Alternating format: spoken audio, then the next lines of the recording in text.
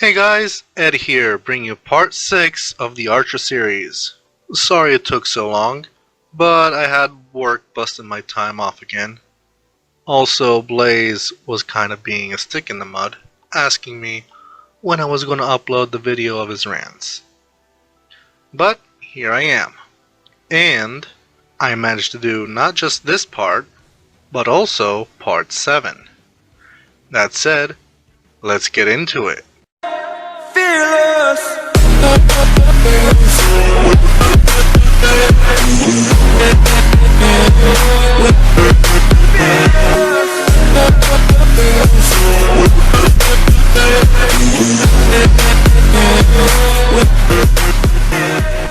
Where we last left off, as the lots have been drawn, same team as per normal, Izuku was paired up with Ochako as the villain team, and Bakugo and Ida as a hero team. And them being second ones to go, Izuku smirked in anticipation. The team-ups are Aoyama and Mina versus Sato and Miyuki, Bakugo and Ida versus Ochako and Izuku, Todoroki and Shoji versus Ojiro and Hagakure, Kaminari and Jiro versus Moma and Mineta, Tokoyami and Tsuyu versus Kirishima and Sero. As the first set of students had their turn, even though Mina and Aoyama won, Miyuki showcased how powerful her quirk is. She seemed fine afterwards. As the second fight commenced, the villain team, Izuku and Ochako, went beforehand to set up the entire thing, but since it was simple, they went ahead to let the exercise begin, even before the entire 30 minutes to prepare were up. Ida and Bakugo came up with a plan, although Bakugo was very reluctant to do so. But as soon as they walked in, the main entrance of the building, which was supposed to be locked, Izuku fired a barrage of fireballs towards the two, severing the two in the process. Izuku through the earpiece, he'll say, "Ochako, 4 eyes coming your direction. Get ready and make sure that the decoy isn't discovered right away. I'll take care of the angry Pomeranian."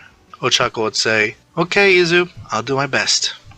Izuku sneaked up and kept an eye on Bakugo from the shadows, and when he found an opening, he jumped down from his hiding place without making a sound. Izuku lit a cigarette, which caught Bakugo's attention. Bakugo turned around, and he was met with a kick to the scrotum, which made him fall to his knees. Bakugo in major pain, he would say, "You son of a bitch!" Izuku putting his hands in his pocket, as the other one held a cigarette, he would say, "Sorry, my mother might have been a bitch, but at least she made one thing right, which is me. What's your excuse?" Bakugo getting up, he would say, "Why, you little..." Izuku puffing smoke in his face, he would say, "I'm being serious here. What are you? Because to me it looks like your mother had sex with a chihuahua, and out came a bastard breed like you. I feel sorry for your father. To grow a kid that wasn't even his to begin with." Bakugo recovering from the kick and charging at him, he would say, "I'll make you regret the day you cross paths with me." Izuku dodging with no effort, he would say, "Come on, Ka-chan. You can do better than that." Bakugo froze while having a chill down his spine. He would say, "What did you just call me?" Izuku would say, "I called you Ka-chan." "But wait, that's what someone used to call you, wasn't it?" Bakugo trying to punch Izuku, he would say, "How do you know that?" Izuku dodging, simple really. "I know everyone in our class.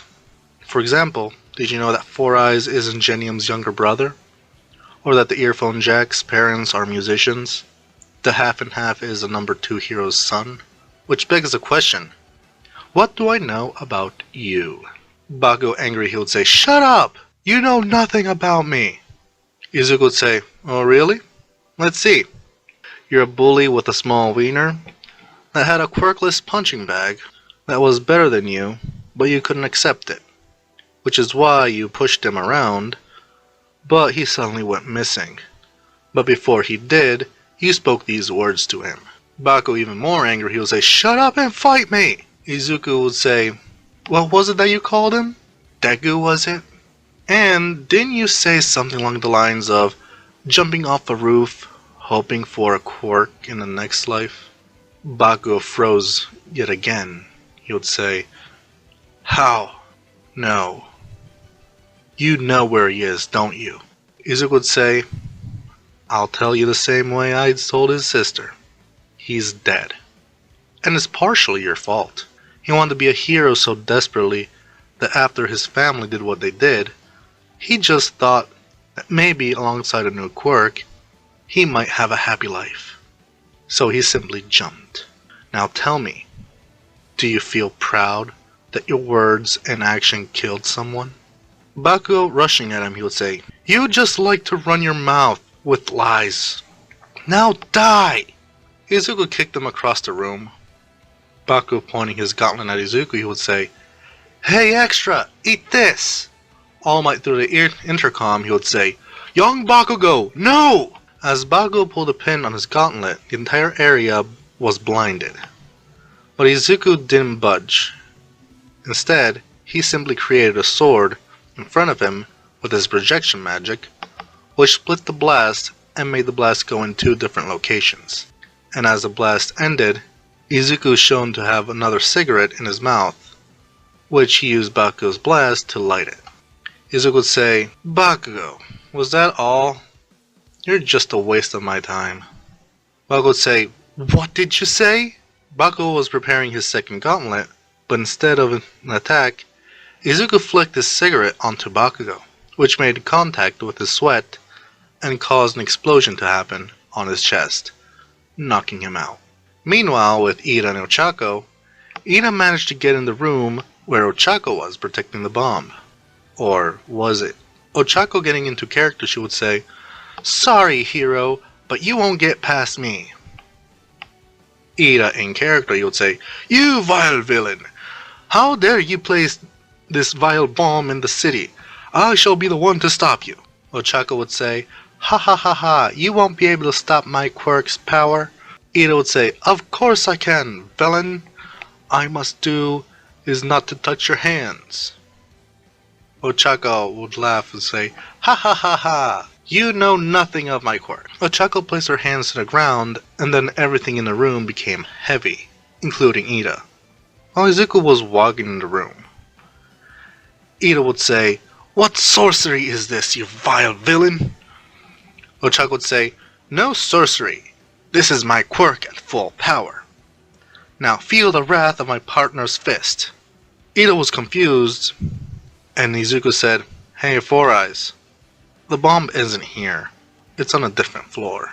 Ida was even more confused, but he received a karate chop to the neck, which knocked him out. But after Ochako got rid of the gravity change in the room, she had to go puke her stomach out. All Might through an intercom would say, "Villain team wins!" The two returned to the observation room to be evaluated. All Might would say, "Well done, villain team. Mr. Uraraka, I must say you have done well. And Mr. Mato, how in the world would you able to divide that attack?" Izuku would say, "Simple. I concentrated my flame to the point it was hotter than his, and I just cut through it." All Might would say, "I must say, I am impressed that you were able to handle that situation with such ease. And also using a decoy bomb and covering it up with a blanket. I must say, very impressive. But if I may, is it true what you are saying about young Bakugo?" Izuku would say, "To be frank with you, All Might, yes, every word of it. But who am I to lie to you? I want to be a hero of justice. In order for justice to be made, the truth must come out. And I don't care who I hurt in the process, because justice is blind." All Might would say, "I guess I should bring this up to Principal Nezu and inform young Bakugo's family." Izuku would say, "All Might, is there anything else, or can I leave?" All Might would say, Eraser had told me that you had a straightforward personality." Before All Might can continue, Miyuki felt sick as she vomited, but luckily Ochako was near and offered her bucket. Izuku spoke up. Izuku witnessing Miyuki vomiting, she would say, "If I may, I will accompany Midori to Recovery Girl's office." All Might would say, "Very well, young Mato, but I would like you to be back here in class." Izuku nodded as he started to escort Miyuki to the nurse's office. Along the way, Miyuki would say, "I'm surprised. I thought you said that you didn't want to be involved with me. Yet, here you are helping me. Why?" Izuku would say, "I have my reasons, but you have to answer one of my questions. Do you do drugs?" Miyuki would say, "Drugs? What do you take me for? Why would I need to use drugs?" Izuku would say, "That's all I needed to know. But with you answering my questions, you can forget I ever asked that question to begin with." Miyuki would say, "You're weird. But there was something I wanted to bring up with you. From what you said to Katsuki, I can tell you knew my brother. Mom told me that she went to the temple 5 years ago, and she spoke with an old man. Mom asked him if he's seen my brother, but he denied it. Does that mean that he lied?" Izuku, confused, would say, "What if he did? If he did, he must have had a reason, don't you think?" Before Miyuki could answer, Izuku knocked her out, and he was carrying her to Recovery Girl's office, while wondering if what she said was true. But he pushed those thoughts aside, because he'll know the answer when he returns home. Once in Recovery Girl's office, Izuku noticed that she wasn't there, so he placed Miyuki on one of the beds, and he started to inspect her body. He started with the tongue, noticing that it was dark purplish color instead of the usual pink. Then he carefully removed her hero outfit and shoes, and then he removed her bra and underwear. And then he noticed that there was no sign of injections on her body. But he noticed that she wasn't a virgin anymore. And with no other place to look, he put her clothes back on, he got a piece of paper and pen, he wrote a note, and then he pocketed it. He went to the window as he lit a cigarette, as thoughts were wandering in his mind. Recovery Girl walked in as she was enraged. Recovery Girl would say, "What do you think you're doing in here in my office, young man?" Izuku would say, "I brought her here and she passed out along the way. I was waiting for you to arrive." Recovery Girl would say, "Throw that cigarette out now, and next time you're in my office, don't smoke." Izuku, being apologetic, would say, "You're right, I'm sorry. Well, I better go back to class then." After he returned to class, and he had to endure the entire thing, All Might did question where he was, but being scolded by Recovery Girl for smoking in her office was proof enough. After classes ended, Izuku dragged Ochako to the side of the building. Ochako, blushing, she would say, "Izu, what are you doing? We can't, we might be seen." Izuku would say, "That's why I brought you." Ochako was confused, but Izuku continued. Izuku would say, "I need you to keep an eye if someone's coming. I need to send a letter to UA as Archer."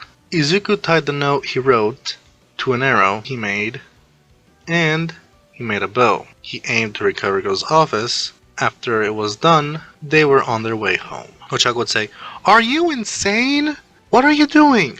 Izuku would say, "After I brought Miyuki to the nurse's office, I started to search her body for injection marks." Ochako would say, "Wait, you searched her body? Does that mean that you've seen her naked?" Izuku would say, "Yeah.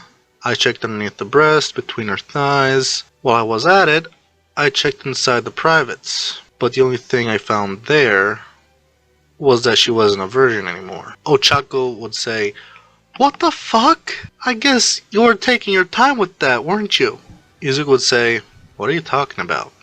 Told you yesterday that I'll be doing this," and her tongue was purple. So I'm guessing with that we found out she's been unaware of these drugs injections. So it means that someone has been injecting her with drugs without her knowing. With that said, I got stuff to take care of. Izuku used his reinforcement magic on his legs in order to get to his place sooner. He opened the door, and the maid greeted him as per normal. Yuki would say, "Welcome home, young master. How was your day?" Izuku would say, "Yuki, did Gramps hide the fact that my family was looking for me?" Yuki would say, "I guess it's time for you to know the truth." Izuku would say, "What truth?" Yuki would say, "Remember how Master Seiji was almost never around during most of the time after he adopted you?" Izuku would say, "Yeah, what about it?" Yuki would say, "After he adopted you, he looked into your family, and he kept an eye on them. Here, in this letter, you'll find Master Seiji's last written words. And this will answer the questions you have. Forgive me for not showing you sooner, but you were grieving about Lady Miyumi, so I didn't want to give you more grief. Please forgive me, young master." Izuku would say, "I understand. It's okay, Yuki. But if there's more, please let me know." I'll go ahead and read this letter. Izuku went to his study, and he opened the letter. In that letter, there was a detailed version with the very interaction that Seiji and Inko had, explaining that Izuku would have been safer in his care rather than Inko's, as there was an additional paper which included a key to a room in the main house, with the proof of Hisashi being a bad parent, as he was cheating on Inko and planning to use them in order to get their life insurance, in order for him to live a wealthy life. That made Izuku boil.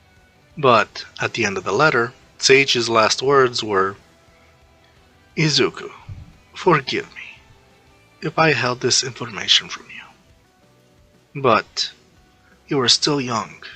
If you still care for your mother and sister, you will tell them and help them. I don't know if you're a still naive kid or a mature young man, but always stay true to yourself. And know whatever happens, Avalon shall be with you."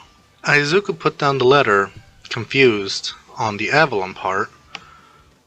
That's when Inko's contact information fell. Izuku picked it up, and he stared at it for a while, as he thought about what to do. Meanwhile, we cut over to the Midori residence, where Inko was washing some dishes, and Miyuki was preparing the table. Miyuki would say, "So why isn't Dad coming tonight?" Inko would say, "He's out for work, and he said that he'll be coming back either later tonight or tomorrow night." Miyuki would say, "Okay, I guess. I just feel tired. My head won't stop spinning." Inko's phone started to ring. Miyuki went to grab it, and there was no caller ID. Miyuki picked it up. Miyuki would say, "Mom's phone, who's speaking?" The voice would say, "Put your mother on the phone. It's about the missing poster." Miyuki muted the phone, as Miyuki would say, "Mom, someone's calling regarding the missing poster." Inko stopped doing what she was doing, and picked up the phone. Inko would say, "Yes, Inko Midoriya speaking. Who am I speaking with?" The voice would say, "Hello, Inko Midoriya. You can call me Archer. And I'm calling to discuss the case of your missing son, Izuku Midoriya." To be continued. That's it for today's video. If you enjoyed, leave a like, comment down below. If you're new to the channel, consider subscribing for more. Turn on the bell notification to be updated so you never miss a video. That said, peace out.